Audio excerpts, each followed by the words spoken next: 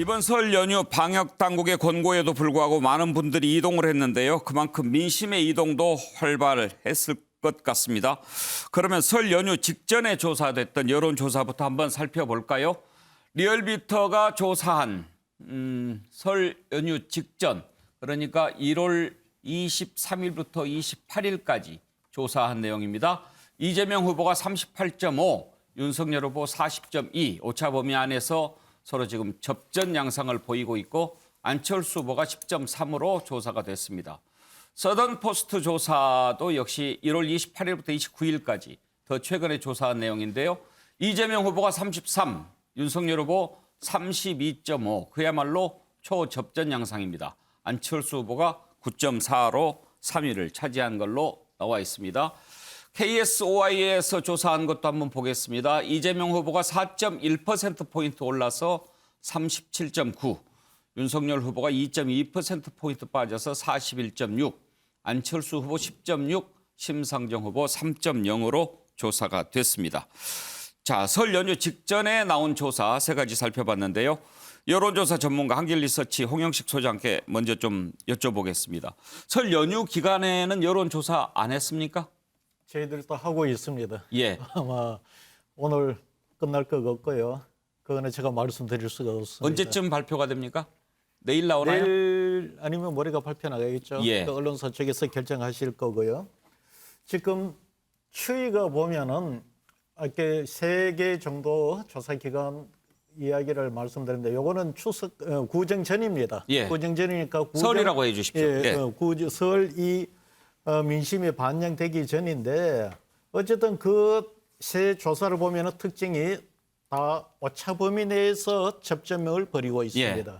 그리고 추세상으로도 보면 이렇게 두 후보 간의 격차가 붙어가는 이런 추세를 보이고 있는데 그러다 보니까 이번 설날 민심이 대단히 중요하지 않을까 생각합니다. 예. 설날은 뭐 우리가 전통적으로 이야기하는 것이 가족이나 지인들이 모이기 때문에 평소에 자기네들의 어떤 정치적 견해를 서로 공유하는 이런 과정을 거치면서 부동층, 즉 이 결정하지 못하고 있던 후보들이 유권자들이 표심을 정하게 되는데 제가 볼 때는 과거하고 이번 설 민심의 조금 다른 부분은 뭐가 하면은 이전의 설만큼 사람들이 덜 모여요. 예. 덜 모이다 보니까 좀 더 차분하게 생각을 하지 않을까. 옛날에 이제 가족, 친지나 지인들을 만나면은 아무래도 지역주의나 이념 성향과 관련된 어떤 그 소통이 많이 이루어졌는데 이번에는 연휴 기간이 긴 반면 그것보다는 이 기간 동안에 그런 어떤 소통보다는 이 본인의 어떤 정치적 그 이해관계 이런 예. 것을 두고서 후보를 선택하는 이런 과정을 거치게 될 것 같습니다. 어찌됐든 어떤 과정을 거치든 이전에 비해서 좀 더 지역주의나 이념으로부터 좀 벗어난 정책에 기반을 한 후보 표심을 정하는 과정이 이루어지지 않았을까 예. 이렇게 생각합니다. 되게 이렇게 선거철에 명절이 끼어 있을 때 명절 전과 명절 후 여론의 흐름에 좀 차이가 있습니까? 대체적으로 큰 흐름이 꺾이는 경우는 잘 없지만 첫째 특징은 부동층이 줄어든다는 것이 특징이고요. 아. 예. 부동층이 들이고 두 번째는 이 명절 전에 어떤 그 트렌드가 있습니다. 예. 지지율이 어떤 방향으로 움직였는가 대체적으로 보면은 그 흐름이 그대로 타고 가는 경향이 좀 있습니다. 아, 예. 그렇군요. 최수영 메시지 컨설턴트는 고향이 강원도시죠? 네, 그렇습니다. 혹시 네. 고향에 다녀오셨나요? 미리 잠깐 다녀왔습니다. 미리. 네. 그러면 명절 민심보다는 그 전에 그 전에 민심을 그러면 명절 민심은 뭐 제대로 읽기는 힘들었다고 보시고. 뭐 명절 민심은 저 미디어 상으로 많이 추적을 했습니다. 예. 뉴스와이드 출연하기 위해서 여러 가지 자료를 좀 뒤적이다 왔습니다. 어떻든가요, 보시기에? 뭐 아직까지 발표된 건 없는데 저도 지금 홍 소장님 말씀하신 대로 지금 그 추세가 사실 그동안에 우리가 변수라고 할 만한 것들이 크게 돌출된 게 없었기 때문에 TV 토론 무산 외에는 없었기 때문에 예. 저는 크게 이슈로 반영될 만한 그리고 눈에 띌 만한 소재는 없었다고 보고요. 다만 지금의 초접전 양상과 안철수 후보의 약진 여부, 요 여부가 지금 최대 관심사가 될 것 예. 같은데 어찌됐건 이번 선거가 지역 감정이나 이런 거 없이 자잘한 이슈들 지금으로서는 뭐 TV 토론이 가장 큰 변수가 될 듯 싶은데 예. 오히려 저는 내일 TV 토론을 보고 그것이 반영되는 민심 혹은 여론조사가 정확한 좀 바로미터가 되지 않을까 그렇게 전망합니다. 그래요. 윤경우 의원, 우리가 흔히 이제 설이나 추석 같은 대명절 때는 민심이 이렇게 이동을 한다고 하지 않습니까? 그런데 아무래도 이제 코로나 때문에 많이들 고향에 못 가는 분들도 많고 또 요즘에는 옛날처럼 이렇게 직접 대면해서 이런저런 얘기하는 것보다도 SNS나 이런 걸로 접촉을 하니까 꼭 명절의 흐름을 받을까, 영향을 받을까 이런 생각도 들긴 합니다. 그렇습니다. 정보의 노출이 지금 훨씬 쉽죠. 말씀하신 것처럼 SNS. 그리고 지금은 몰라서 사실 그 후보에 대해서 뭘 판단을 못한다보다는 오히려 넘쳐나는 그 정보 중에 내가 뭘 선택해야 될까 그걸 가지치기 하는 게 사실 그런 걸 언론사가 해줘야 되는데 예. 언론사도 그런 역할을 제대로 못하는 게 아닌가 싶은 생각이 드는데요. 이번 설 명절은 사실은 한 달 전, 그러니까 대선 한 달 전이라는 것 때문에 사실 굉장히 중요하죠. 예. 그럼에도 불구하고 방금 최수영 컨설턴트 말씀처럼 제가 보기에는 무산된 TV 토론 이거 이외에는 별다른 그래요. 이슈가 없었던 것 같아서 어떻게 과연 민심이 바뀐다면 바뀌었을까 저도 참 궁금합니다. 민주당, 국민의힘 양쪽에 계신 분들한테는 나중에 여쭤보기로 하고 김한기 변호사는 설 명절 잘 보내셨습니까? 네, 오랜만에 좀 어른들께 좀 인사드리고요. 아, 그러셨어요? 예, 그리고- 혹시 어디에 다녀오셨나요? 아, 저는 저기 처갓댁 좀 잠시 좀 다녀왔는데요. 어느 거기가- 쪽입니까? 예, 경기도입니다. 경기도. 예, 그래서 어떻게 보면 수도권 좀 민심을 좀 들을 수 있었는데요. 예. 뭐 확실한 건 저건 있는 것 같습니다. 과거 대선과 다르게 그 내 후보 예를 들면 뭐 이재명 후보든 윤석열 후보든 안철수 후보든 그러니까 내 후보를 적극적으로 옹호하거나 이제 지지하거나 아니면 그 후보의 정책을 막 사람들한테 설득하기보다는 싫은 후보, 그러니까 내가 원치 않은 후보에 대한 어떤 좀 비난. 비판이라든가 비난의 목소리 그런 부분이 훨씬 많다는 것이 예. 좀 과거 대선과는 좀 많이 다른 양상 아닌가 생각됩니다. 비단 이것은 뭐 20대, 30대뿐만 아니라 50, 60대도 다 마찬가지 분위기. 그래요. 그리고 제가 우려되는 것은 단순히 어떤 정책의 비판이 아니라 그 후보들, 제가 이제 부정적으로 생각하는 후보들에 대해서 굉장히 이제 심하게 표현하면 뭐 적대감까지 예. 드러내는 어떤 민심도 있으니까 사실 이런 부분에 대해서는 어떤 국민을 탓할 수 있는 게 아니라 그 비난 내지는 비판을 받고 있는 후보들이 왜 나에 대해서 내 정책을 비판하는 걸 넘어서서 내 인성 내지는 내 인격까지 비판할까 좀 이런 부분을 좀 경청할 필요가 있지 않나 생각이 듭니다. 그렇죠. 사실 우리가 뉴스와이드에서 그동안 쭉 얘기를 해봐도 이번 대선 비호감 대선이라고 하지 않습니까? 꼭 어떤 후보가 돼야 된다 이런 얘기보다 저기는 정말 돼서는 안 돼 이런 얘기들을 훨씬 더 많이 하는 그런 선거기는 합니다.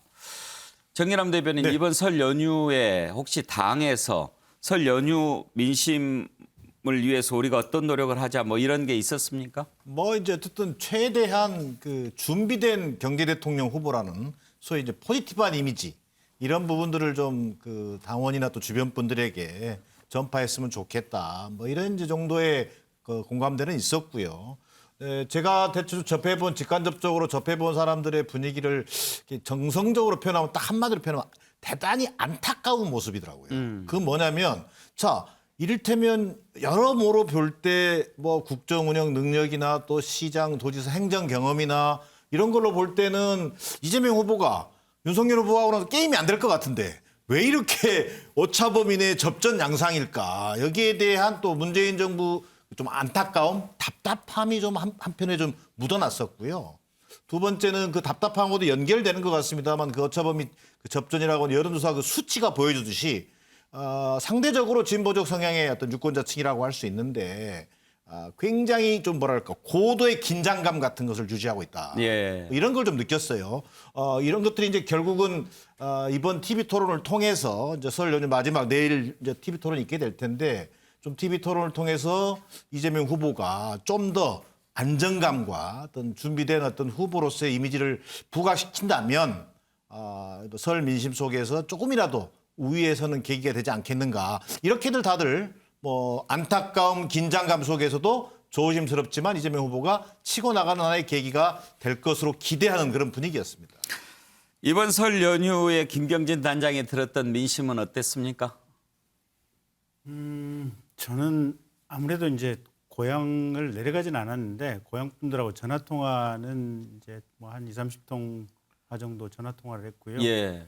아무래도 이제 저랑 통화를 하신 분들은 저에 대해서 어쨌든 뭐 좋은 감정이나 또는 과거에 인연이 있었던 분들이 이제 대체로 많긴 하죠.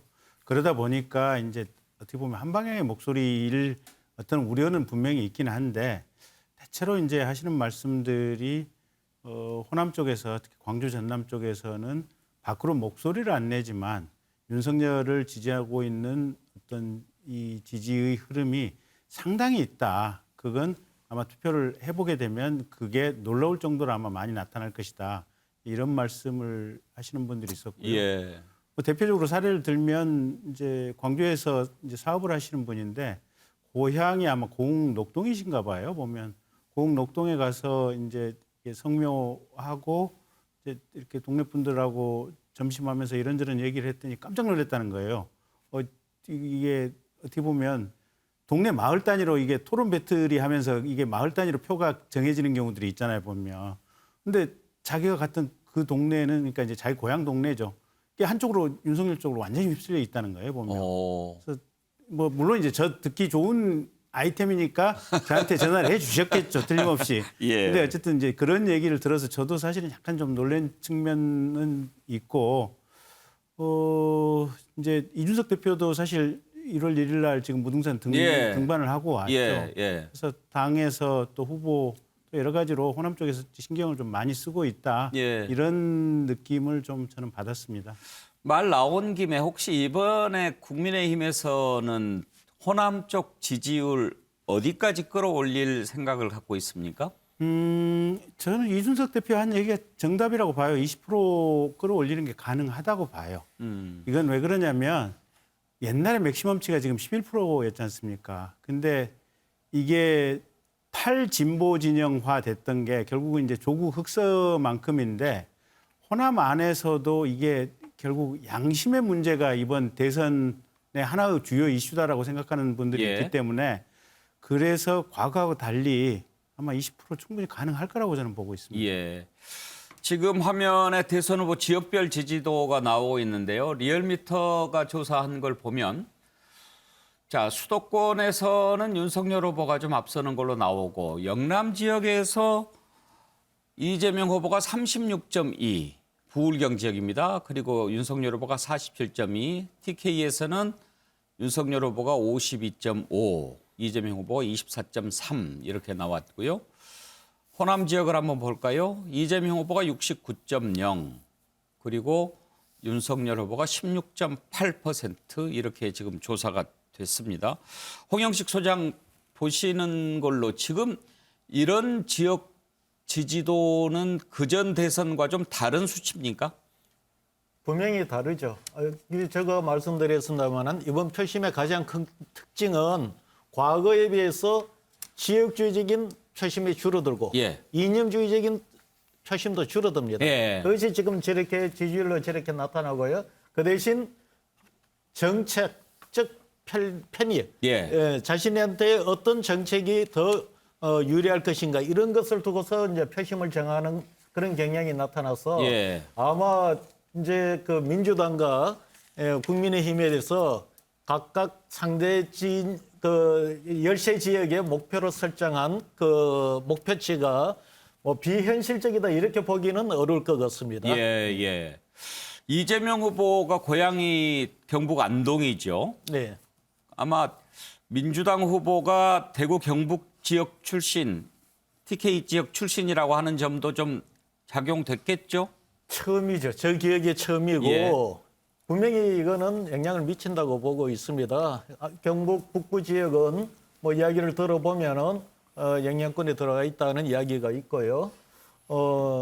특히 이제 이재명 후보는 뭐 캠프 내에서는 그런 용어를 쓰기를 별로 선호하는 편은 아닌데 경선 때 보면은 다소 뭐 그 당시 구도에서 친문이냐 비문이냐 이런 어떤 구도가 있었습니다. 그런데 그 당시 보면은 비문의 어떤 구도에 있었기 때문에 TK 지역을 에서 표심을 얻기에는 좀 더 유리한 고향이기도 하지만 그런 부분이 있어서 제가 볼 때는 목표치로 설정하는 것이 뭐 달성 여부를 떠나갖고 뭐 불가능하다 이렇게 보지는 않습니다.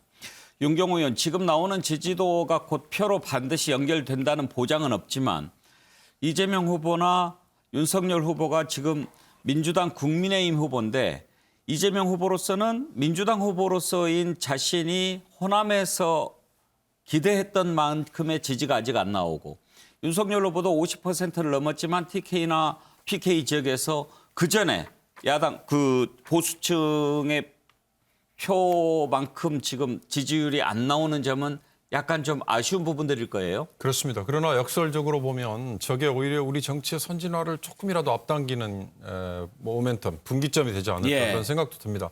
지금 홍 소장님 표현 말씀 중에 지역주의나 이념 때문에, 다시 말하면 진영에 속해 있는 것 때문에 맹목적인 지지, 이게 이번에 많이 줄어들고 있다. 이 말씀이 저기에 그대로 투영이 되는 거 아닌가 싶어요. 쉽게 말하면 과거의 보수 후보는 TK 또는 PK에서 거의 몰표에 가깝게 나오고 예. 또 진보나 민주당 쪽 계열은 전라남북도 또는 광주 쪽에서 거의 뭐 압도적으로 뭐 어떤 때는 90% 가까워. 사실 이건 정상적인 대의제가 작동되고 있다고 보기 어려운 거거든요. 그런 점에서 지금 숫자들이 이렇게 희석되는 거는 제가 보기엔 뭐 지역주의를 탈피했다라고 감히 말씀드릴 수 있을지 모르겠습니다만 정치 선진화에 상당히 긍정적인 신호다. 저는 그렇게 해석하고 싶습니다. 민심의 대이동이 이루어졌던 설 연휴가 끝난 뒤에 여론조사는 어떻게 나올지 궁금합니다. 다음으로 넘어가죠.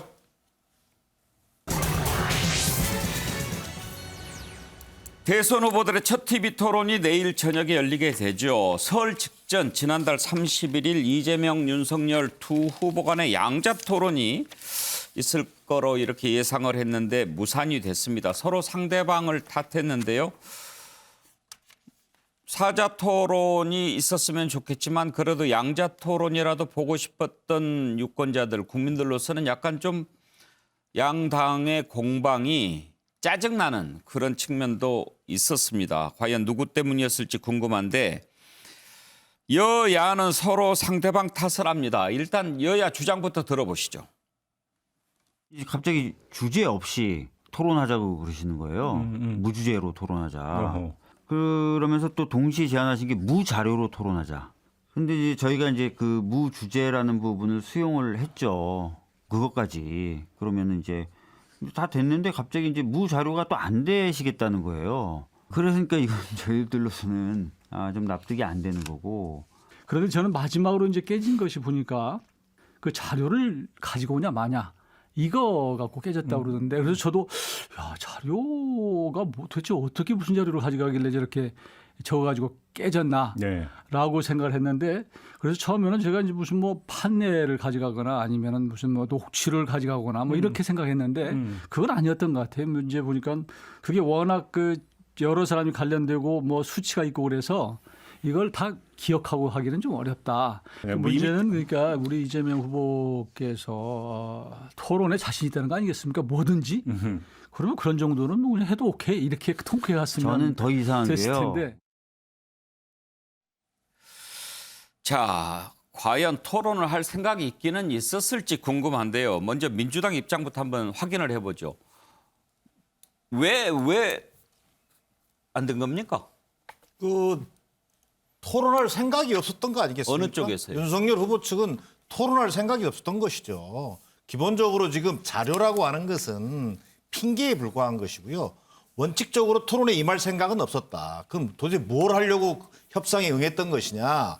자, 처음에는 양자 토론 막 제안을 해요. 또 양자 토론 또 안 된다고 하니까 그러면은 사자 토론이라 할 것처럼 해요. 그러다가 이제 결국은 사자 토론 또 방송사에서 이제 내일 하게 돼 있지 않습니까? 그 와중에 자, 양자 토론도 어쨌든 그러면 한번 하자라고 해서 제안을 수용을 했어요. 그랬더니 또 그러면 이제는 주제 없는 토론을 하자 또 이래요. 그러면서 이른바 지금 좀 전에도 박 의원이 얘기했습니다만 박주민 의원이 그 토론 협상 예. 단장인데 이를테면 주제 없는 토론을 얘기하면서 산무 토론을 하자. 자, 자료가 없다. 주제가 없다. 형식도 구해받지 않는다는 그 산무 토론을 제안한 게 시당 쪽 국민의힘이었어요. 자, 그러면은 그것도 야 주제도 없이 하자고 하면 결국 국민의힘 의도가 뻔한 거거든요. 대장동 의혹만 하겠다는 건데 자, 그러면 그것도 받겠다 했더니 이제는 마지막에 와서 아니 자료는 있어야 되겠다. 그 자료라고 하는 것은 자 국민의힘의 토론에 참석했던 그 뒤에 그 단원으로 참석했던 황상무 씨인가요? 예. 그분이 그런 얘기를 했어요. 자 검사도 취조할 때는 자료가 있어야 된다. 대장동 의혹이라고 하는 엄청난 이 사건을 제대로 하려면 자료는 반드시 필요하다라고 한 속에서 이미 답이 나온 겁니다. 자 무슨 얘기냐? 윤석열 후보는 처음부터 이건 양자 토론이라고 하는 형식을 비르되 검사가 소위 이른바 피의자를 수사하듯이 취조하듯이 하겠다라고 하는 그 의도를 분명히 드러낸 거예요. 자 그런 취조 방식의 토론하겠다라고 하는 토론에 아무리 모든 토론을 다 하겠다라고 양보하지만 그걸 받아줄 후보가 어디가 있습니까? 저는 그런 의미에서 토론과 자료를 빌미로 결국은 윤석열 후보는 토론할 생각이 없고 자 확정적 중범죄자인 이재명 후보를 앞에 두고 검사처럼 취조하겠다라고 하는 생각이 마지막에 들통난 겁니다. 자, 그 다른 말로 하면 무슨 얘기입니까? 윤석열 후보가 토론에 약하다는 건 다 알려진 사실이에요. 자, 과거에 우리 국민들이 다 기억하고 있어요. 프롬프터 꺼지니까요. 방송사 생방송 중인데도 1분 동안 아무 말도 하지 않고 있던 모습을 기억하는 거예요. 자료가 무슨 의미가 있습니까? 어떤 상황에서든지 간에 대통령 후보라면 자료가 있든 없든 정해진 규칙대로 하면 되는 것입니다. 그러나 윤석열 후보는 이 토론의 양자 토론의 장을 방송사 중계도 하지 않는 양자 토론의 장을 이른바 대장동 의혹만 가지고 광범위한 자료를 가지고 나와서 대장동 의혹 토론회로 끌고 가려고 했던 의도가 분명히 드러난 것이었다. 그것이 이번 양자 토론 협상이 무산된 배경이다. 저는 이렇게 보여집니다. 김경진 단장 네. 하실 말씀이 많을 것 같습니다. 뭐 별로 없네요. 그래요? 다 그러면 아니, 민주당 주장에 동의하시는 겁니까? 아니 동의하든 말든 예.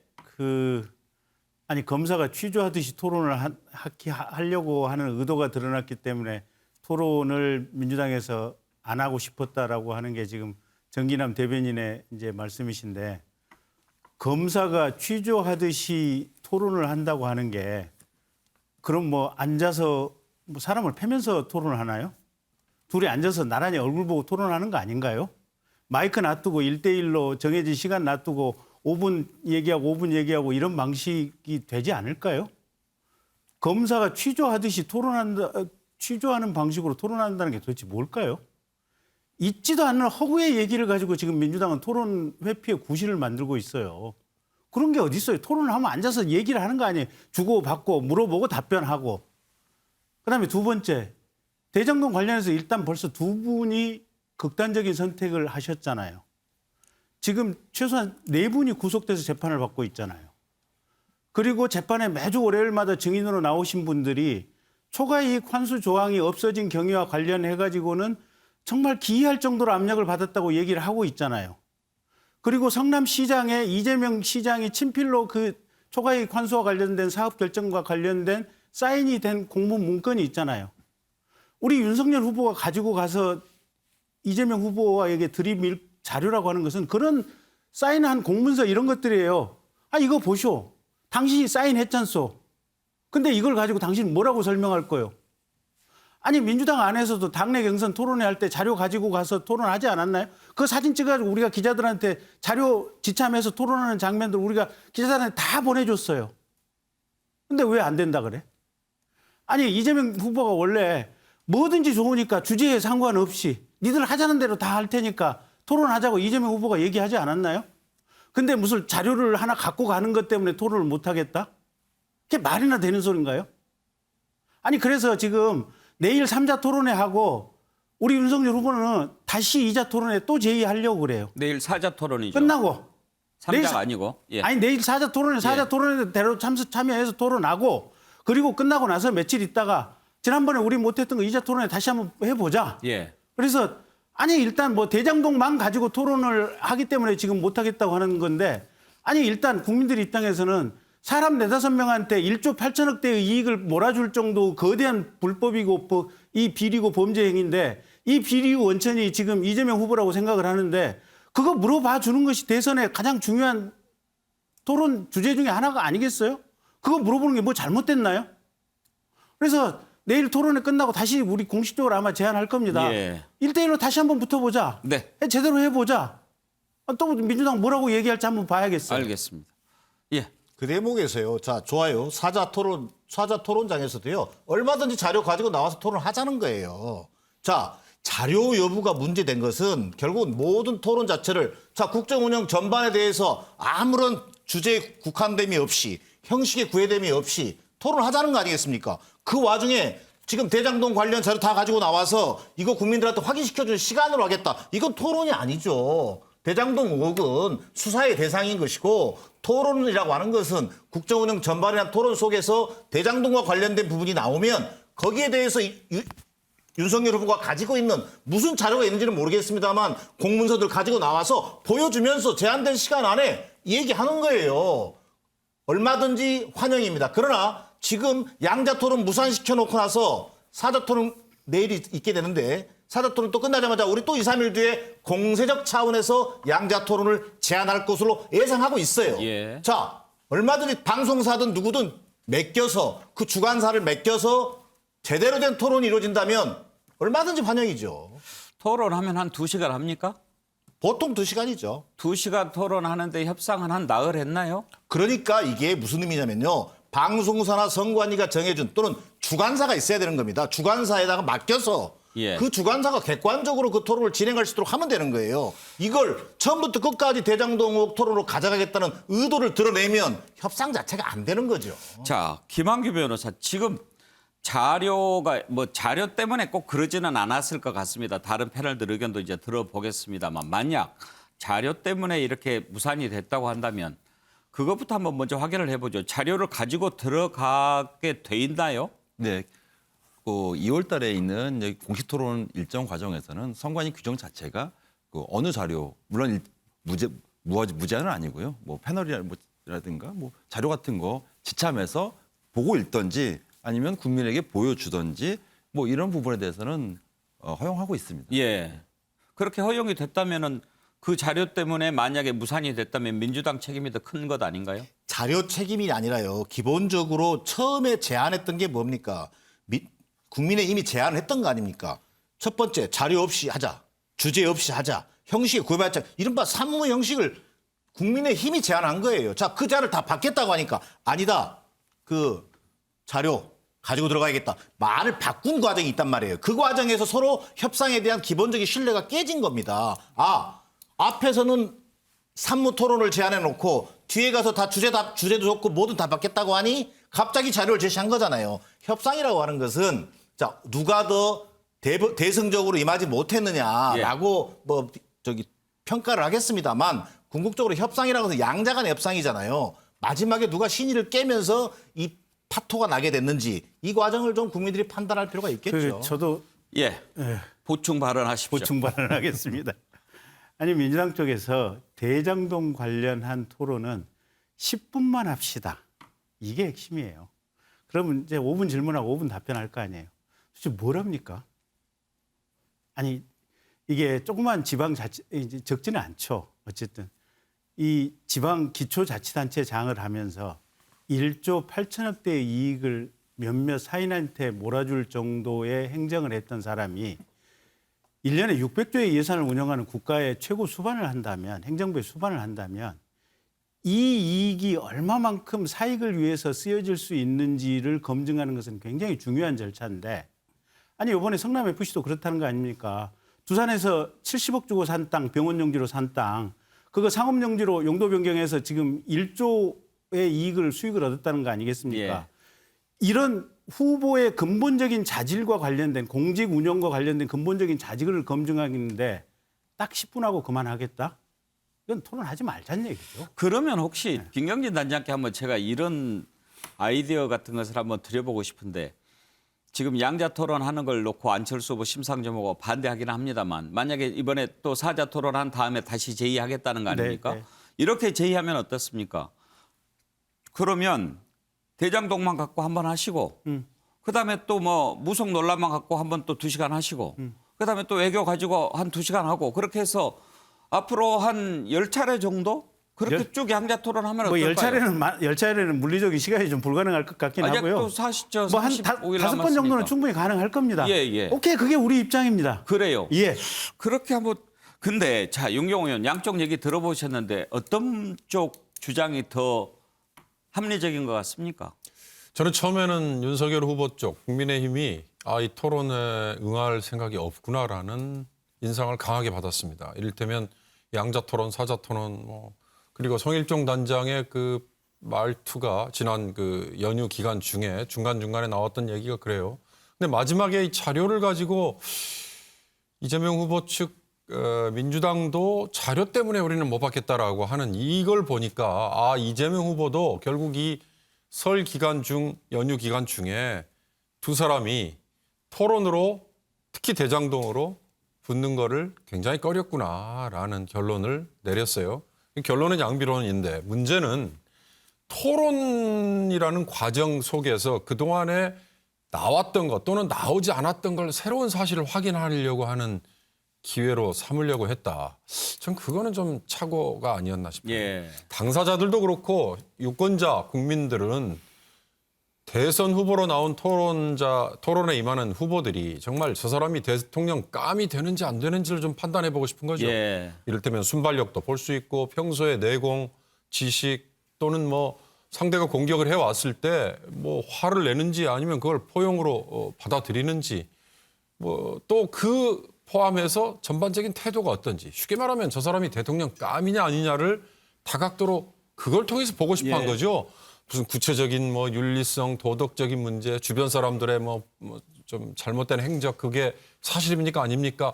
이걸 확인하려고 하는 거는 아니었다. 앞으로 토론도 저는 마찬가지다라는 생각을 좀 가졌으면 좋겠다는 말씀 드리고 싶습니다.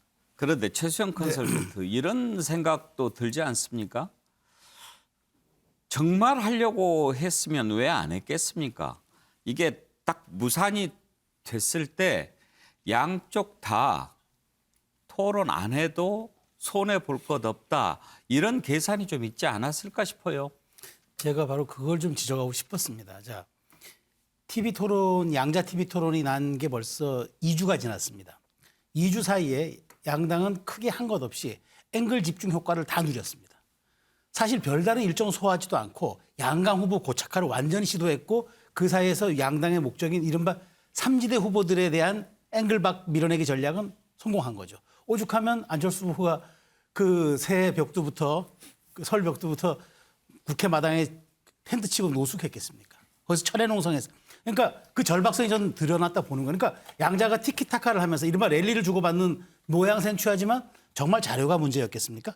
앵커 말씀대로 자료가 문제였다면 보다 조금 다른 협상을 해가지고 좁힐 수도 있었을 거예요. 아까 말한 말씀대로 살라미적으로 잘라가지고 좀 접근하듯이. 그런데 일치하지 않았어요. 서로 미루다가. 그래서 많은 사람들이 그랬어요. 토론 못할 것 같다는 생각들. 사실 저도 어느 방송 출연해서 그 전날 예고하라 해서 저는 방송 못할 거라고 제가 얘기했었습니다. 그 모든 수들이 이렇게 뻔히 읽힌 것들은 사실은 이렇게 비호감 대선에서 그나마 유일한 출구를 할 수 있는 TV 토론마저도 저렇게 양당의 기득권처럼 보이진 않지만 앵글 집중 효과를 완전히 노림으로써 캠페인 하나 하지도 않고 캠페인 효과를 누린 이런 것들이 사실 저는 역풍이 불 수도 있는데 이 만일 사자 토론의 결과가 어떻게 뭐 여러 가지 이제 평가가 나오겠습니다만은 그걸 가지고 한번 일단 본 다음에 양자 토론 또 지적하는 제안하는 것들도 제가 보기에 그다지 뭐 양자들은 서로 다른 속셈을 가지고 접근하지 않을까 그런 생각이 듭니다. 그런데 홍영식 소장 만약에 양자 토론이 이루어졌다고 해도 방송사가 중계할 수도 없었고 또 뭐 동시 중계는 안 된다는 게 선관위 유권 해석이었지 않습니까? 그러면은 각자들 뭐 그 플랫폼 각 당이 가지고 있는 그런 뭐 채널을 통해서밖에 볼 수가 없었을 텐데 실제로 토론에 얼마나 성의가 있었는가 궁금하기는 해요. 제가 그 과정을 정확하게는 잘 모릅니다. 그러나 일반 국민들, 유권자들 입장에서 보면 큰 틀에서는 이렇게 보였을 거예요. 실제 토론을 하기 위해서 협상을 했는지 토론을 하지 않기 위해서 명분을 찾고 이유를 찾는 게 아니었는가. 지금 이런 그 모습을 보이고 사실 토론이라는 것은 세세하게 그렇게 규정을 정해놓고 하는 것도 중요하지만 그렇게 규정을 정하지 않고서 하는 토론을 국민들은 실은 원하는 거예요. 어떻게 보면 그건 각본으로 볼 수가 있거든요. 각본이 아닌 상태에서 큰 국정과 관련된 리더십, 국정 전반에 대한 이런 것을 듣기를 원하는 예. 거고 제가 이 이야기를 하고 싶어요. 이번에 서울 민심에서 결정될 수 있고 이후에도 이제 그런 이제 경향이지만은 탈지역주의, 탈이념이라면 그럼 뭐 기준이 뭐겠습니까? 정책 아니겠어요? 후보가 이 대통령이 됐을 때 어떤 정책을 펼 것인지, 어떤 리더십을 보이고 도덕성은 어떤지 이걸 보고 싶은데 예. 그건 토론을 통해서만이 명확하게 좀 드러날 수가 있습니다. 예.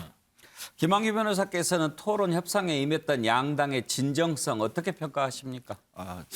저도 그 토론을 하지 않는 것이 각자 후보들이 더 유리하다고 스스로 판단한 것 같습니다. 이 진행 과정 자체에서 물론 뭐 이재명 후보나 윤석열 후보 측에서 할 말은 있겠지만 뭐 저같이 이제 유권자들 입장에서 이 진행 과정을 유심히 보는 유권자 입장에서는 둘 다 하기 싫어하는구나.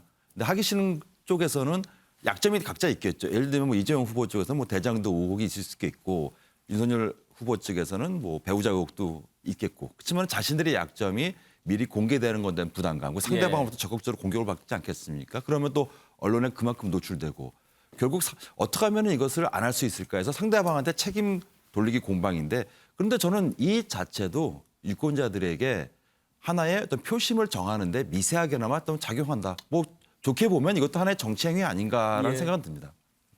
아무튼 이제 내일 사자토론이 있으니까 내일 사자토론 기대가 되는데요. 그런데 지금 민주당 이재명 후보가 김동연 새로운 물결 대선 후보랑 양자 토론을 하고 있죠.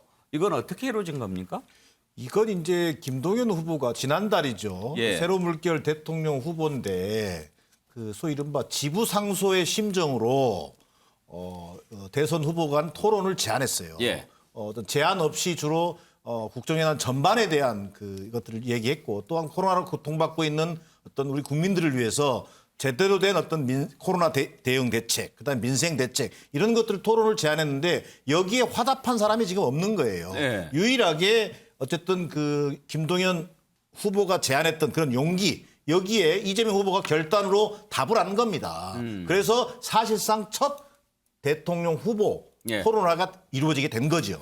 그래서 아마도 제가 볼 때는 주제 제한 없이 국정 운영 전반에 대한 어떤 정책적인 아젠다를 가지고 예. 두 후보 간의 어떤 치열한 정책 토론을 통해서 토론이라고 하는 것은 이렇게 진행되는 것이구나라고 하는 것을 보여준 하나의 저는 계기가 될 것으로 보여집니다. 오늘 그러면 지금 두 후보 자료 없이 합니까? 그렇습니다. 메모라든가 이런 것들은 얼마든지 가지고 할죠. 예. 그러나 그것 자체가 논란 자체가 되지 않았다는 걸 얘기하는 겁니다. 정치적인 어떤 의미가 있을까 궁금한데 윤경호 의원. 이재명 후보와 김동연 후보의 토론. 어찌됐든 지금 이제 대선 후보들 첫 토론이긴 합니다.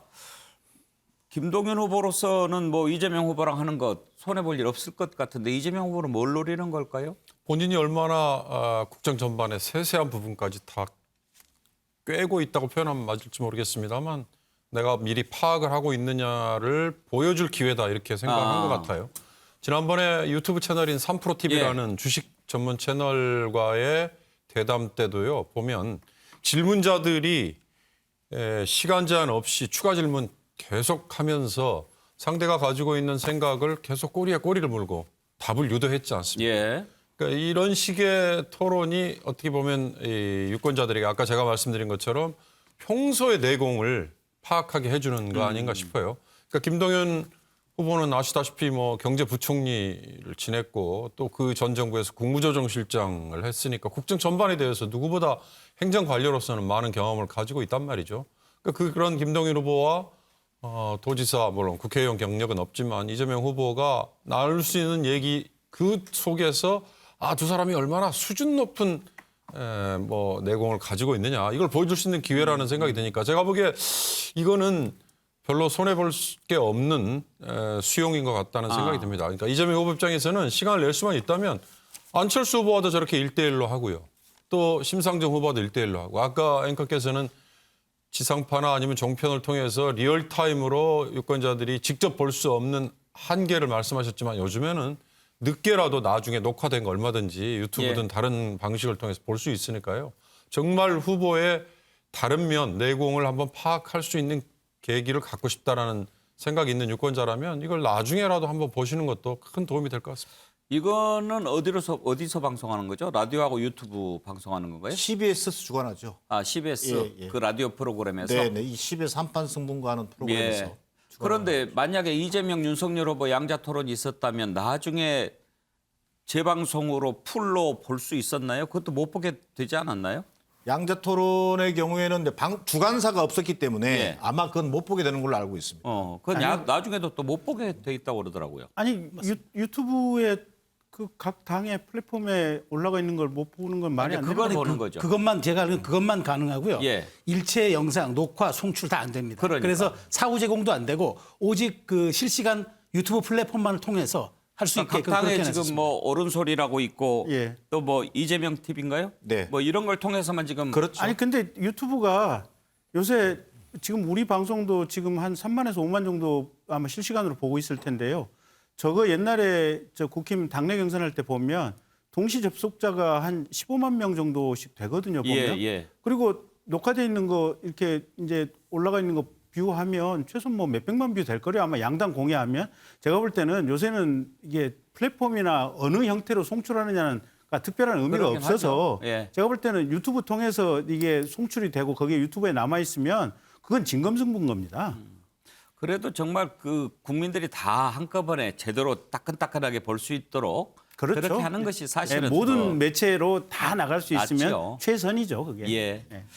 최수영 컨설턴트는 지금 김동연 후보하고 이재명 후보하고 둘이 양자 토론하는 거 득실이 어떨 것 같습니까? 그러니까 저는 뭐 둘 다 윈윈이죠. 그러니까 이재명 후보 입장에서는 제가 지금 표현을 한다면은 김동연 후보라는 탁월한 선수급 스파링 파트너와 이제 일합을 겨루는 과정을 통해서 자신의 어떤 그 기량을 한번 점검하는 과정이 있겠고, 그다음에 김동연 후보는 지극히 그렇지 않아도 존재감이 없는 이 와중에 선두권 후보와의 맞짱 토론을 통해서 본인이 국무조정실장이라든가 경제부총을 쌓아왔던 그런 이미지를 보여주고, 그다음에 두 사람의 일합 자체가 토론이라는 다시 이 말하자면 지금 선거 국면의 한 방향으로 이끌어가는 그런 지금 하나의 퍼포먼스가 되는 훌륭한 계기라고 저는 생각을 합니다. 예. 자, 다음으로 넘어가겠습니다.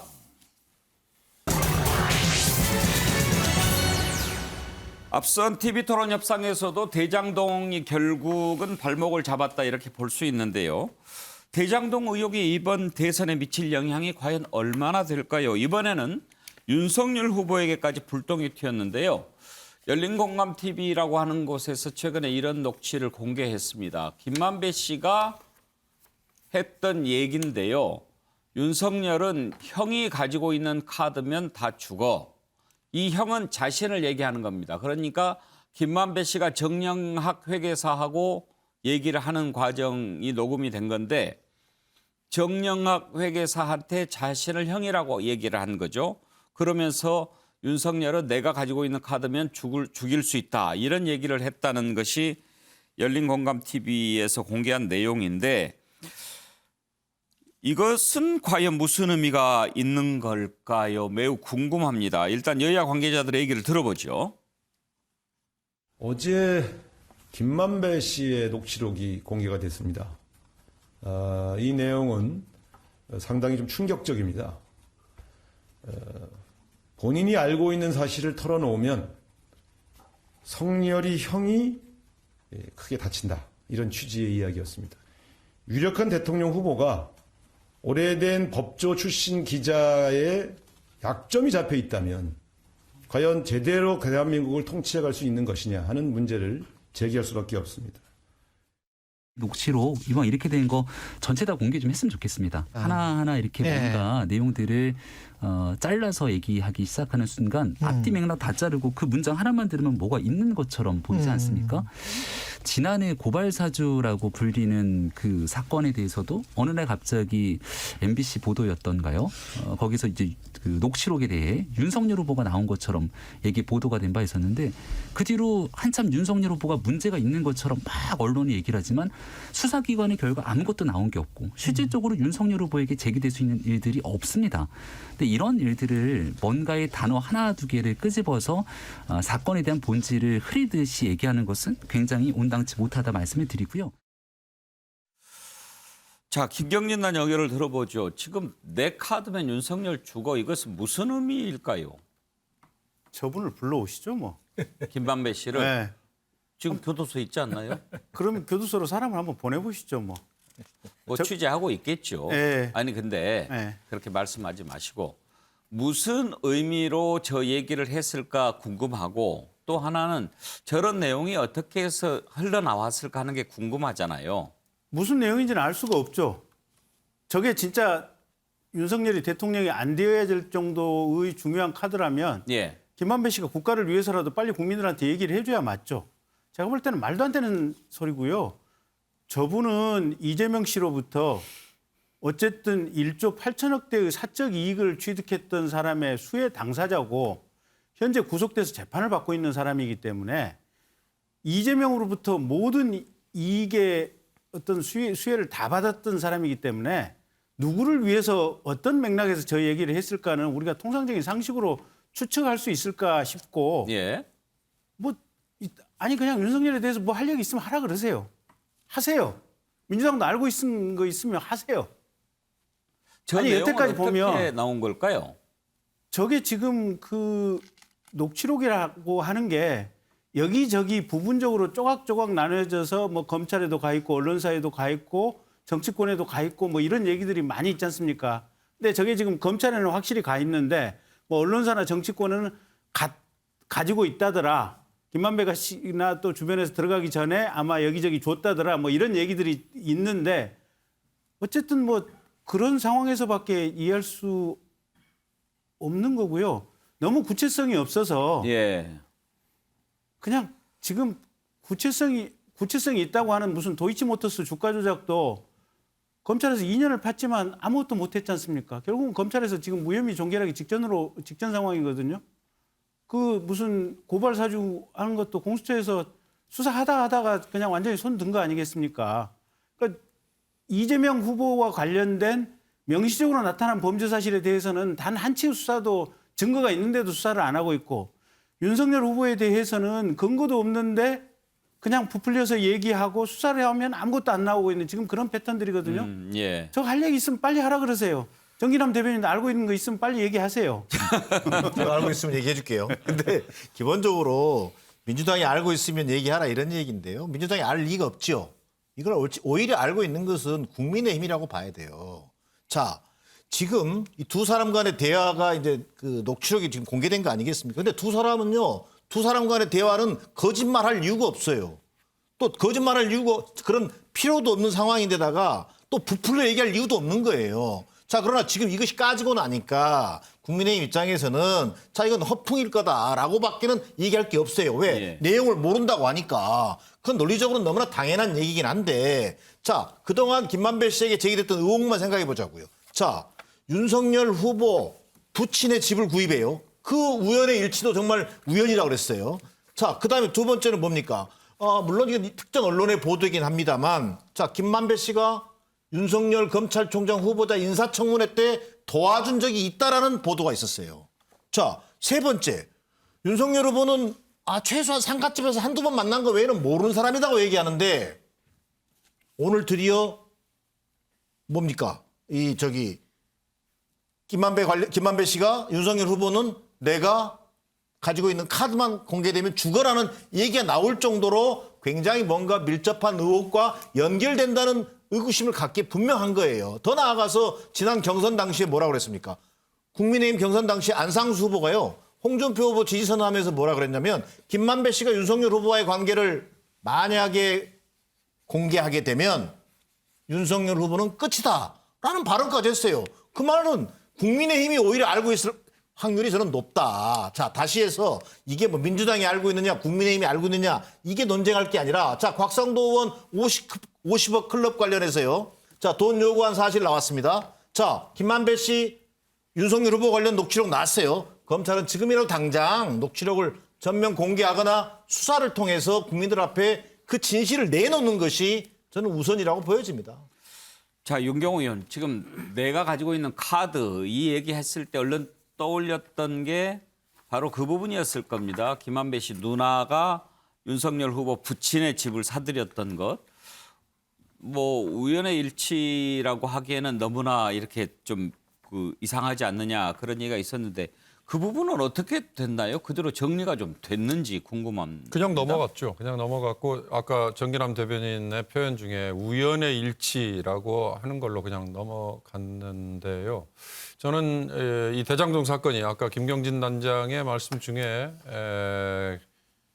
이재명 성남시장 당시의 책임, 그러니까 관리 책임 이거 정말 벗어나기 어렵다는 거 그건 누구나 다 인정할 겁니다. 또 하나는 검찰 둘러싸고 있는 이 유착 의혹 이게 지금 전혀 사건이 터진 이후로 별로 그렇게 밝혀지지 않고 있다. 이게 검찰의 정관 예우 때문인지 아니면 검찰 조직 전체의 특유의 똘똘 뭉치기 때문인지 그런 점에서 특검 얘기에서 정말 자유로울 수 없다. 특히 예.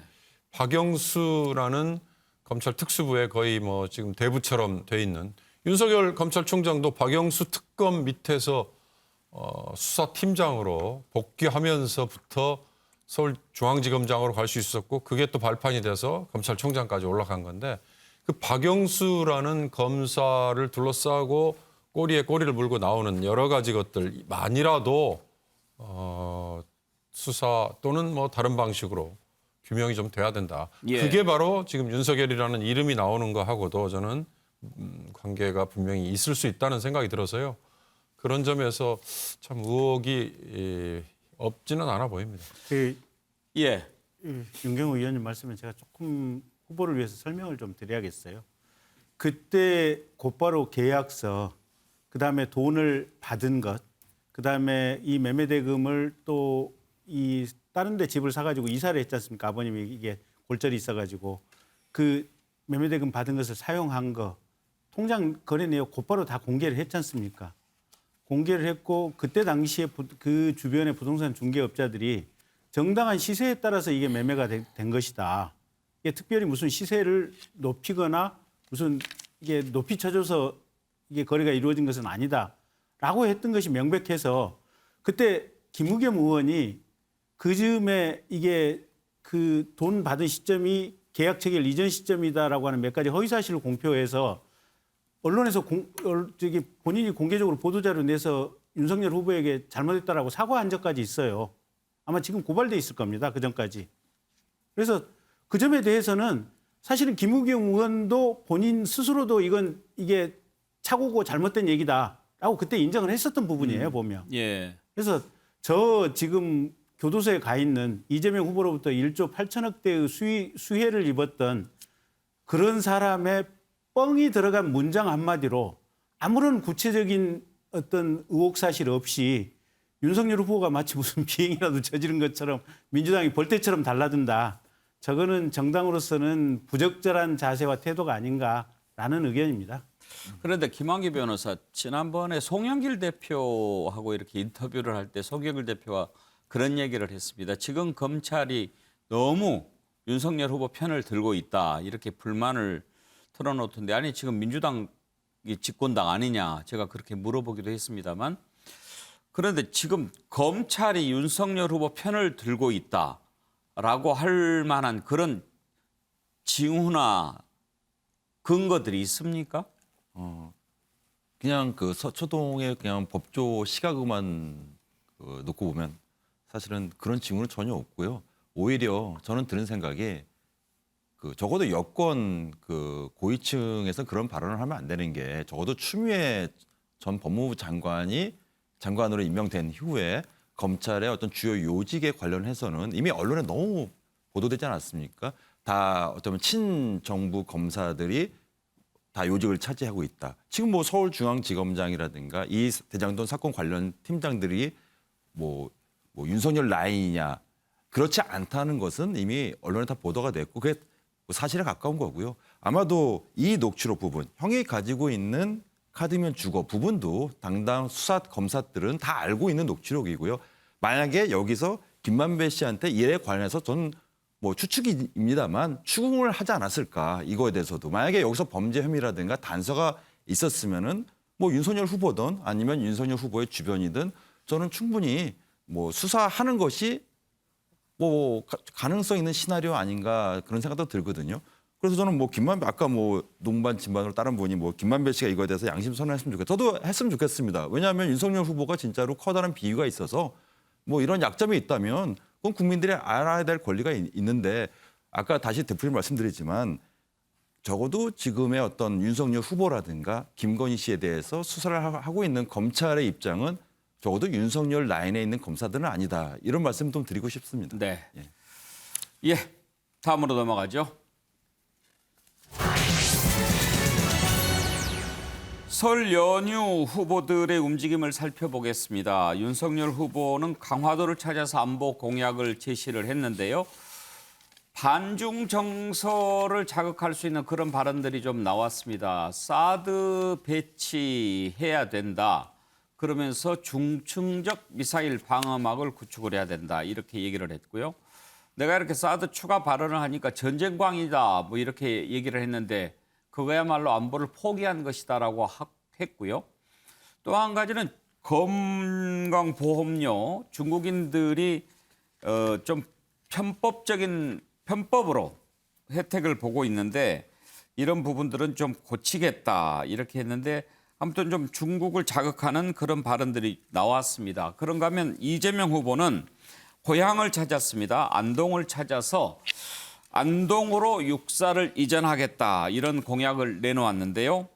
자, 그러면 이재명 후보의 발언, 윤석열 후보의 발언을 좀 들어보겠습니다. 홍준표 전 대표께서 구미에 공약하신 바를 실사구시적으로 수용해서 구미공단 스마트 재구조화를 조속히 완결하겠습니다. 육군사관학교를 안동으로 이전하겠습니다. 안동은 대한민국 현 근대사에서 가장 애국지사를 많이 배출한 곳입니다. 그 뜻을 기려서 육군사관학교를 이곳 경북 안동으로 이전해서 그 애국의 정신을 이어갈 수 있도록 하겠습니다. 자위권 차원에서 고고도 미사일 방어 체계를 저희도 확보를 시급하게 해야 된다. 그래서 거기에 가장 적합한 사드의 추가 배치를 검토하지 않을 수 없는 상황이 이제 왔다라고 판단이 됩니다. 우리 대한민국을 향해 발사하는 그 미사일이 낙하하는 이 종말 단계에서 그거를 공중에서 방어하기 위한 방어용 무기입니다. 이 방어용 무기를 구축하는 것을 전쟁광이라고 표현하는 것은 그건 안보를 포기한 것입니다. 예, 후보들의 발언을 들어보셨는데요. 최수영 컨설턴트한테는 먼저 후보들이 설 연휴에 동선, 행보 이런 게 아주 또 정치적인 의미가 있지 않습니까? 그렇죠. 이재명 후보는 고향인 경상북도 안동을 찾았고 거기에서 이제 뭐 고향 어른들 만났지만 육사를 안동으로 옮기겠다 이런 공약을 내놓았고 그리고 이제 윤석열 후보는 안보 쪽에 좀 치중하는 강화도 행을 택했는데 이 행보의 의미 어떻게 보십니까? 뭐 이재명 후보가 TK를 간 거는 경북 뭐 TK를 간 거는 뭐 고향이 당연히 그 경북 안동이니까 설이니까 찾은 것을 외피의 모습은 그것을 취했지만 실제로는 홍준표 후보의 공약을 끌어옴으로써 오히려 적극적인 보수층에 대한 그 구애 신호라고 저는 분석을 합니다. 그러니까 이재명 후보가 뭐 여러 가지 지금 30%대 중반에 갇혀가지고 한 달째 내내 요지부동의 지금 답보 상태를 보이고 있는데 어쨌든 지금 본인이 지지층보다도 본인이 또 지금 40%를 가기 위해서는 여러 군데를 뚫어야 되니까 그 활로를 아마 저는 보수층에다가 구애를 하는 쪽으로 아마 굉장히 포커싱을 했다고 보고요. 그런 점에서 다른 것보다도 오히려 홍준표 후보의 실사구시적 정책이라고 이야기하면서 고향 안동에다가 육사를 이전하겠다. 이것은 양수겸장이 일단 포석으로 저는 해석이 됩니다. 그리고 윤석열 후보가 강화도 가고 그다음에 저렇게 연일 대중국 발언들을 좀 세게 하고 사드 방어 체계까지 이야기한 것은 저는 어쨌든 지금 북한이 새해부터 계속 지금 6번, 7번에 대한 미사일 실험하고 있지 않습니까? 말하자면 안보 불안 심리도 있는 데다가 결국 지금 여러 가지 20대라든가 중장년층에서는 중국에 대한 여러 가지 그 많은 좀 그 반감들이 있는데 이런 점들에 대한 직격을 하면서 지지층을 견고하게 하자는 그런 전략으로 비치는데 다만 좀 의구시스러운 거 하나는 지금 보수 결집과 이대남 구애만 계속 한다고 해서 윤석열 후보도 지금 40% 지지선을 좀 더 훨씬 넘어야 되는데 과연 이것이 전략 수정이 필요한 타이밍에 이렇게 좀 강한 발언들, 물론 예. 국가안보라든가 이런 것을 지도자로서 강하게 이끌어 나가겠다는 발언은 좋으나 그러나 이것이 지금 사실 북한 문제가 선거의 주요 핵심 이슈도 아닌 상황에서 여기에만 조금 치중하는 거는 중도에 좀 다가가는 전략들을 아직도 조금 뒤로 미루고 있는 건 아닌가 뭐 이런 분석이 듭니다. 자, 그러면 두 후보들의 두 가지 공약에 대해서 한번 득실을 따져보겠습니다. 이재명 후보의 안동으로의 육사 이전 공약, 그리고 윤석열 후보의 사드 추가 배치인데 먼저 안동으로 이전하는 것 관련해서 정일함 대변인. 네, 지금은 육사가 태릉에 있죠. 그렇습니다.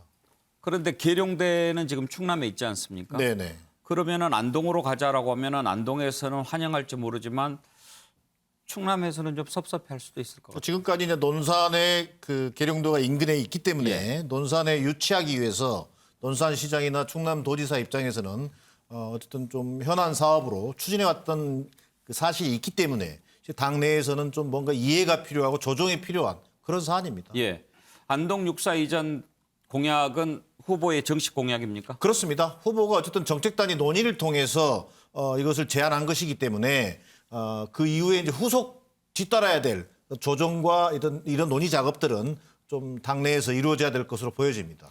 김경진 단장, 저 공약은 어떻게 평가하십니까? 글쎄요, 저건 대통령 후보로서 할 수 있는 공약이다. 저거 홍준표 후보께서도 뭐 공약을 했다고 하시니 생각할 수 있는 아이디어다라는 느낌은 드는데 저는 근데 가령 공기업을 지방으로 이전을 하면 보통 요새 이제 한 20에서 30% 정도 지역 인재들 이렇게 채용을 하지 않습니까?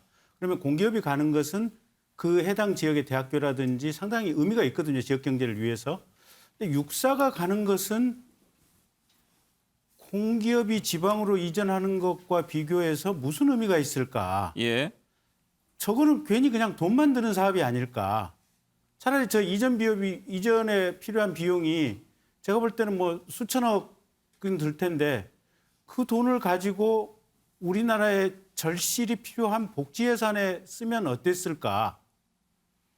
예. 그런 생각이 일단 떠오릅니다. 저게 대통령 후보로서는 할 수 있는 공약이기로는 하되 이전한다? 그 지역 주민들이 약간의 기분이 좋다는 것 외에 저 이전에 따르는 수천억의 비용을 굳이 쓸 필요가 있을까? 이런 생각에서 과연 저게 국민을 위한 최적의 공약일까? 예. 할 수 있기로는 하되 그 점은 좀 갸우뚱되는 그런 대목입니다. 윤경호 의원, 좀 다른 얘기긴 한데 제가 이번에 아주 새로운 사실을 하나 알았어요. 우리나라 전체 시 중에서 가장 면적이 넓은 시가 안동시더라고요. 저도 몰랐습니다. 네. 서울시도 아니고 제주시도 아니고 안동시가 시 단위에서는 가장 면적이 넓어요. 그리고 또 그쪽에 또 향토 사단도 있고 그렇기 때문에 아마 면적이나 이런 걸로 보면은 육군사관학교가 들어갈 수도 있겠지만 고향의 육사 유치 이게 나름 좀 여러 가지 의미는 있어 보입니다. 아마 육사를 이전하겠다는 얘기가 아까 충남 말씀하셨지만 경기도 북부 지역으로 옮기자는 얘기도 한때 있었던 걸로 제가 알고 있고요. 그다음에 지금 육사 이전은 김경진 단장께서 비용을 말씀하셨는데 태릉에 있는 골프장을 문재인 정부가 활용해서 주택 공급하겠다 얘기했다가 지역 주민들의 반발, 뭐 다른 여러 가지 이유로 규모를 지금 축소해서 일부분만 하기로 했지 않습니까?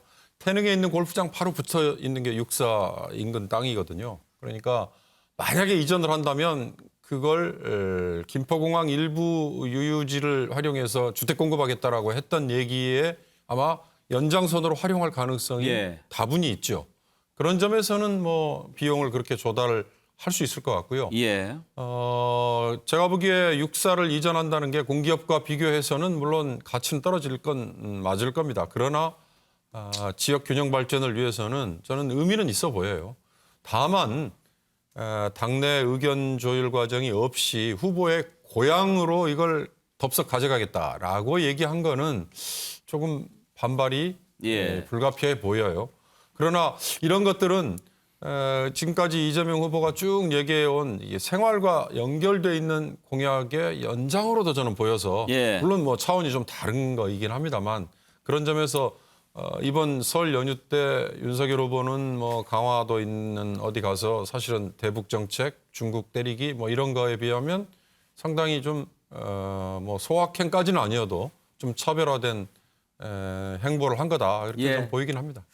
자, 그러면 이제 사드 추가 배치 한번 득실을 따져 보겠습니다.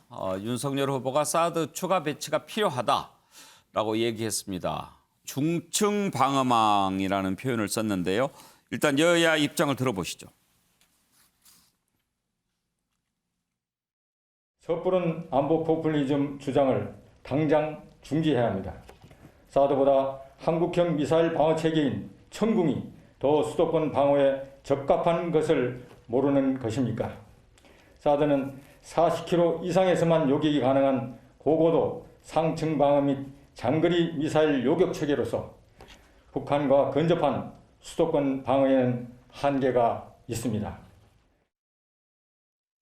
2017년도에 저희가 사드 배치를 했을 때 중국에서 강력하게 반발했지 않습니까?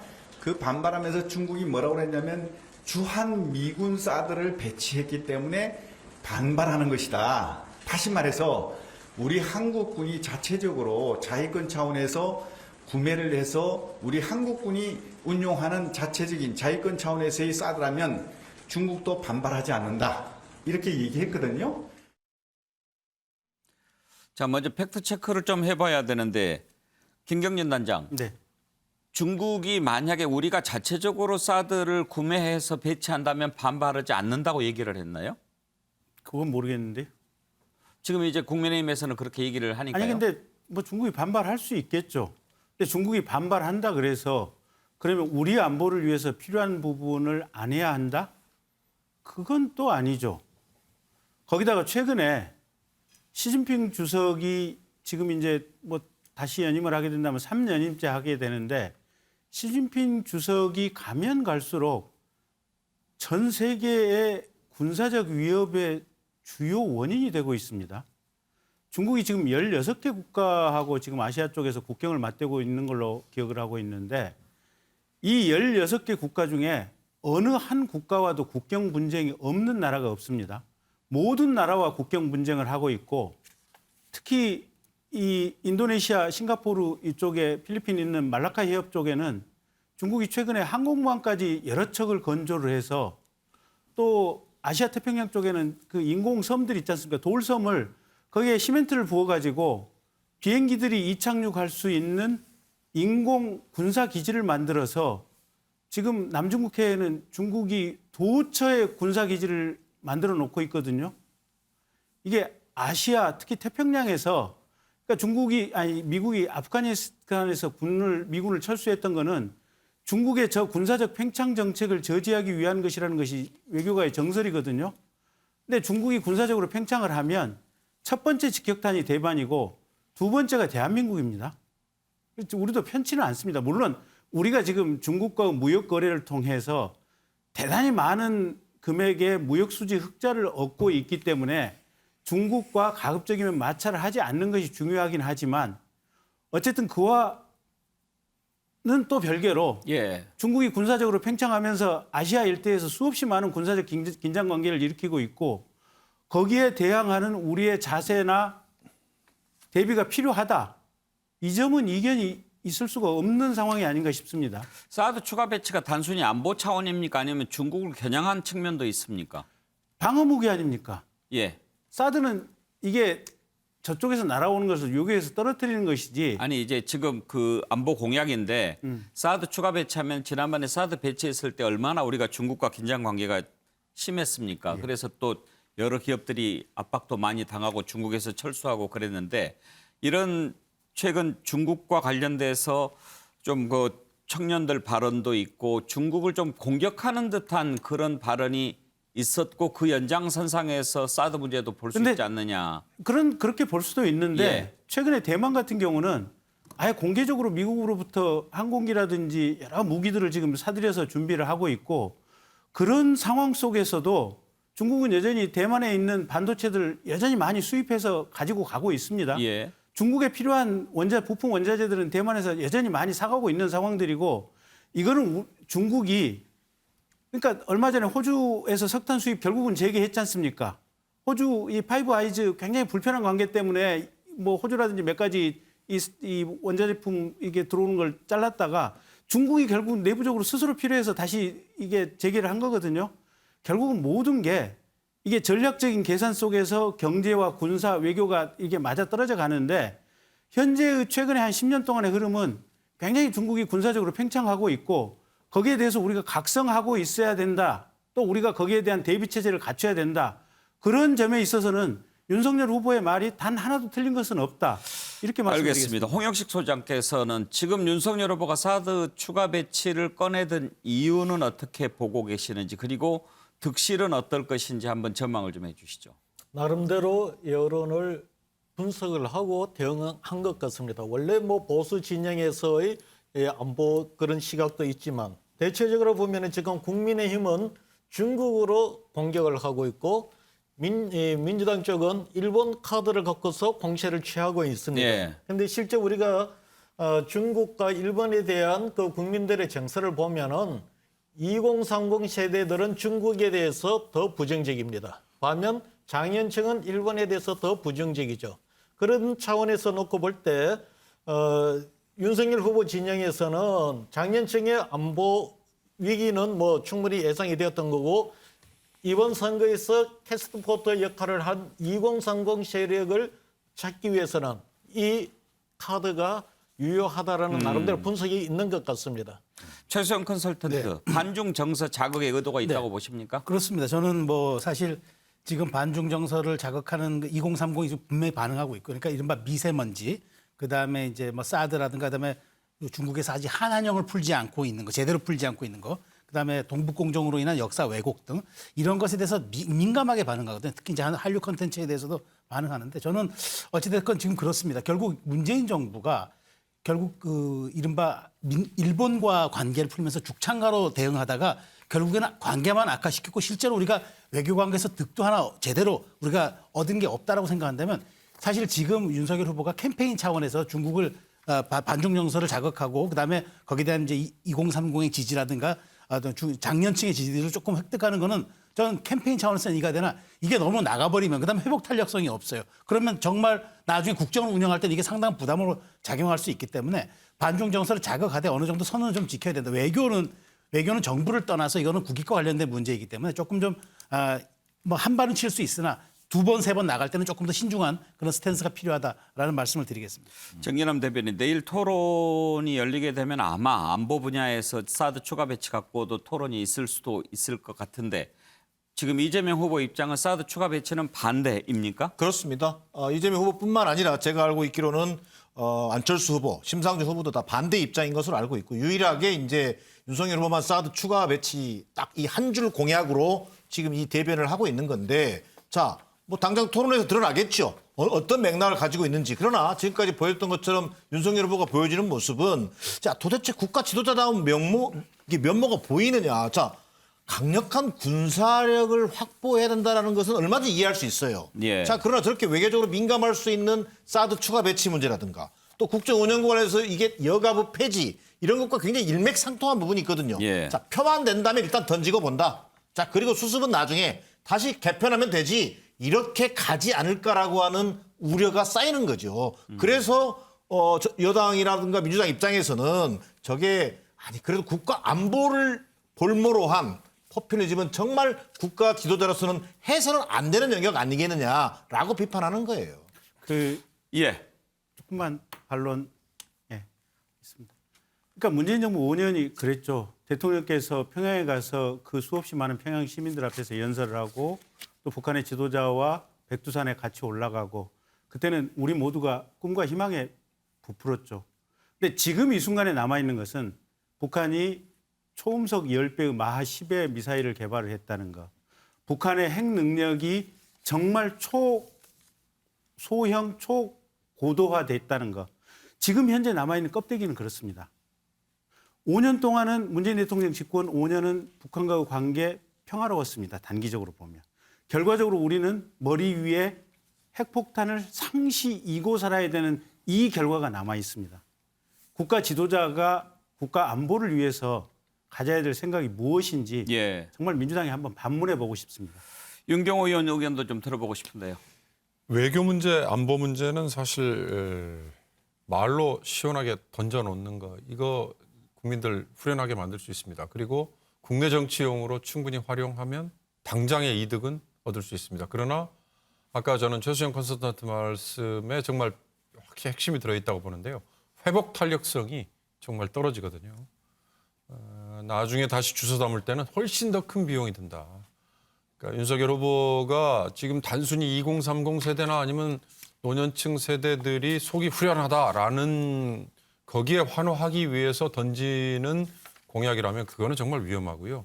사드 저는 처음에 추가 배치라고 얘기를 했을 때 사드 추가 배치라는 그 6글자만 나왔을 때는 이걸 정말 우리가 사서 배치하겠다는 거냐라고 물어보려고 했는데 그것까지도 파악을 하긴 하고 있더라고요. 정확하게 비용이 얼마가 듭니다도 있고. 돌이켜 한번 생각해 보십시오. 우리가 사드라는 거를 배치했을 때 그거 미군들이 했던 행위였는데 불똥이 우리한테 튄 거였거든요. 근데 그걸 우리가 사서 우리가 배치하겠다라고 하면 물론 방어용 무기이긴 하지만 더 큰 역풍이 불 수 있다. 그건 나중에 내가 감당하겠다. 거기까지 충분히 얘기를 해준다면 신뢰를 얻을 수 있을 거죠. 예, 이 정도 하죠. 자, 다음으로 넘어가겠습니다. 이재명 후보 부인 김혜경 씨가 경기도청 공무원에게 음식 배달, 약 대리 처방 이런 사적 지시를 내렸다라는 의혹이 지금 일파만파 커지고 있습니다.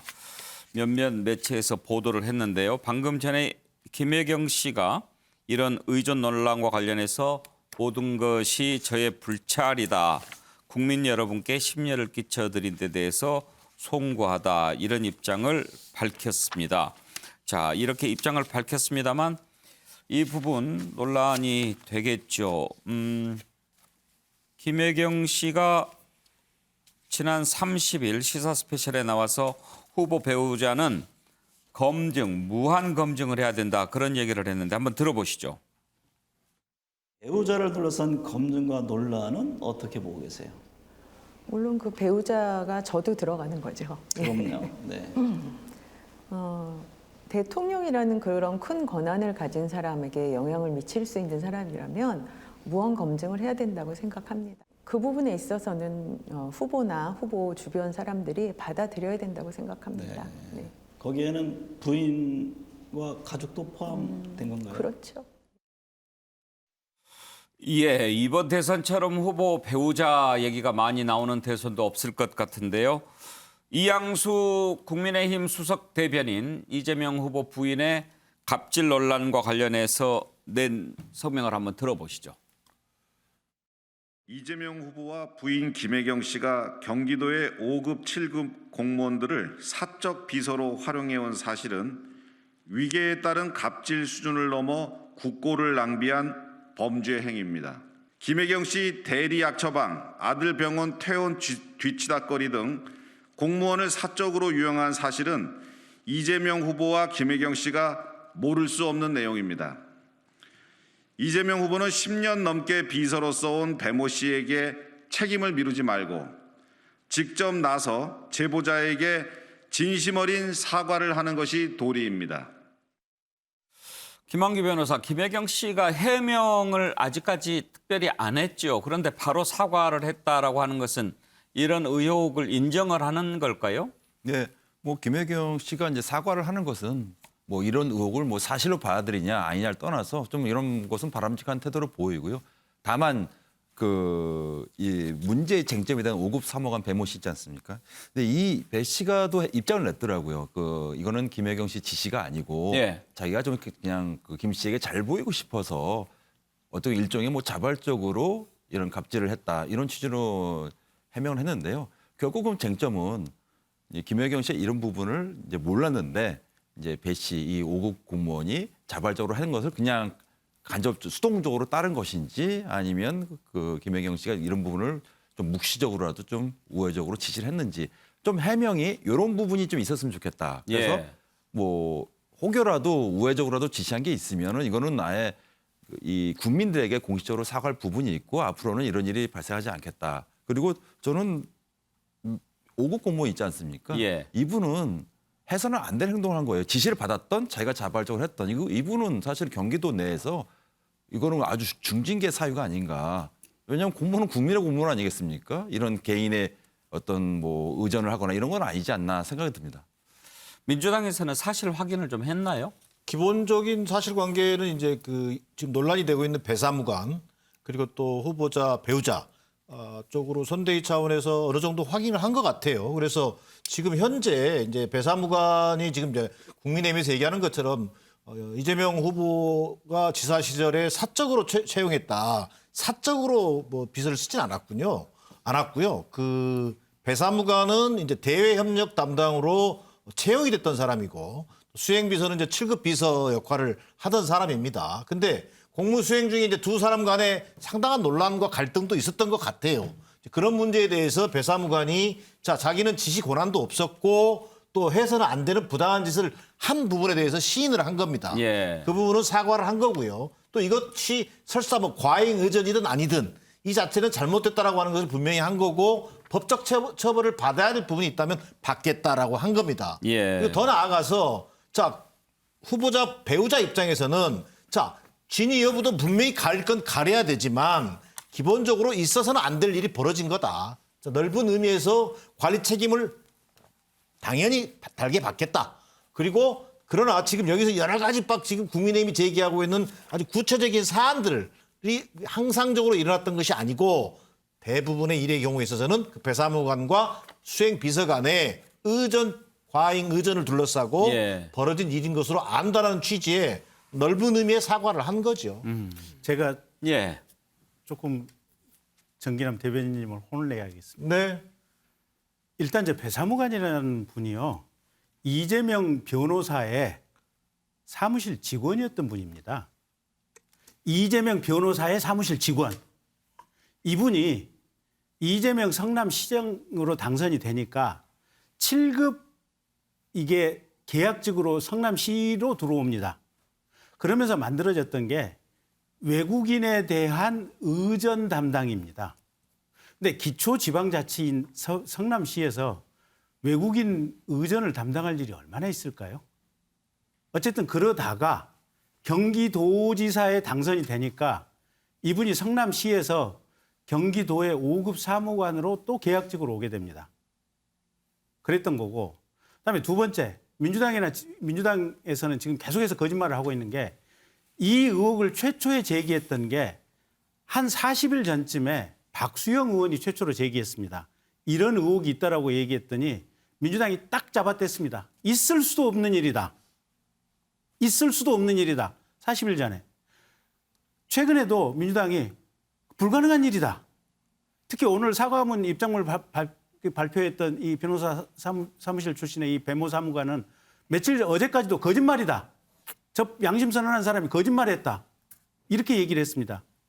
그러다가 아무래도 법조인들 얘기를 들어보고 저 사진 파일, 증거로 낸 사진 파일의 위치 정보도 있을 것이고 저 카톡 내용이 저렇게 구체적이고 집안에 약이 무슨 약이 어떻게 필요한지 어떻게 알았겠느냐 이런 구체적인 얘기가 도저히 피해갈 수가 없으니까 배모 사무관 명의의 사과문이 나왔는데 오늘 사과문도 그런 거 아니겠습니까? 내가 그냥 잘 보이려고 했고 지금 김혜경 여사는 그냥 간접적인 책임만 있을 뿐이다.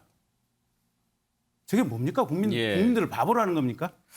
최수영 컨설턴트도 자치단체에 좀 계셨죠? 네, 그렇습니다.